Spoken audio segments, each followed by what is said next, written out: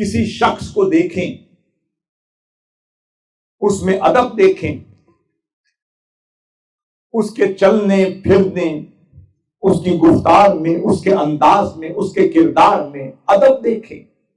تواضع دیکھیں، عاجزی دیکھیں، نیکی دیکھیں، تقوی دیکھیں، اخلاص دیکھیں،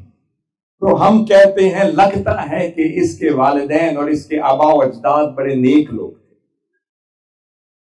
تو پتہ یہ چلا کہ یہ جو نیکی ہے اگر وہ منتقل ہوتی ہے تو آقا صلی اللہ علیہ وسلم کی جو محبت ہے، آقا صلی اللہ علیہ وسلم کا جو عشق ہے، اسے 1000 سال ہی کیوں نہ گزر گئے ہوں، وہ 1000 سال بعد آنے والی نسل کو بھی منتقل ہوگی، اور 1000 سال بعد آنے والے کسی فرزند کو دیکھ کر کہیں گے لگتا یہ ہے کہ اس کی لڑی میں کوئی اللہ کا عاشق یا اللہ کے محبوب کا عاشق ضرور گزرا ہے۔ اب حضرت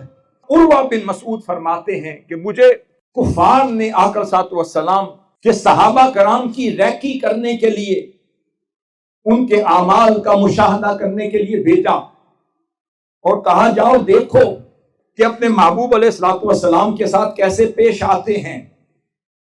وہ کہنے لگا میں گیا، دیکھتا ہوں کہ ان تنخم نخامتن، کہ آقا علیہ الصلوۃ والسلام کے صحابہ شہد کی مکھیوں کی مانند ایک جھرمٹ میں حضور کے ارد گرد طواف کرتے ہوئے نظر آئے۔ آقا علیہ الصلوۃ والسلام ابھی لواب دہن اپنے منہ مبارک سے نہ نکالتے تھے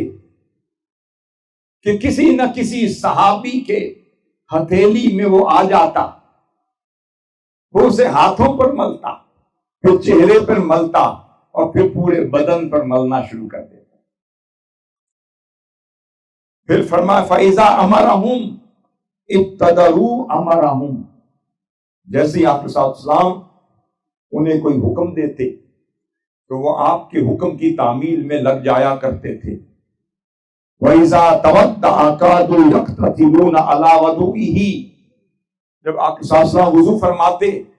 تو لگتا جیسے وہ جھکر رہے ہیں۔ ہر صحابی کی خواہش ہوتی کہ چہرہ اقدس سے مس ہوا پانی میری ہتھیلی پر گر جائے۔ پھر وَإِذَا تَكَلَّمَ خَفَضُوا أَصْوَاتَهُمْ عِندَهُ، جب آپ گفتگو فرماتے ہم تنگوش ہو کر آپ کی گفتگو سنتے۔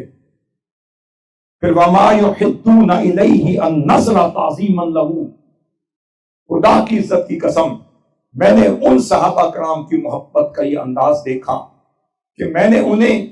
آقا علیہ الصلوۃ والسلام کی طرف نگاہیں جما کر کبھی دیکھتے ہوئے نہیں۔ پھر کہنے لگے میری قوم والو، اے کفار مکہ سنو، میں بڑے بڑے وفد لے کر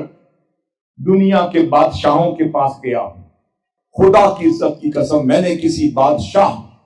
کے سامنے ان کے درباریوں کو اس طرح ادب کرتے نہیں دیکھا جس طرح آقا صلی اللہ علیہ وسلم کے غلاموں کو حضور کی بارگاہ میں غلامی بجا لاتے ہوئے دیکھا۔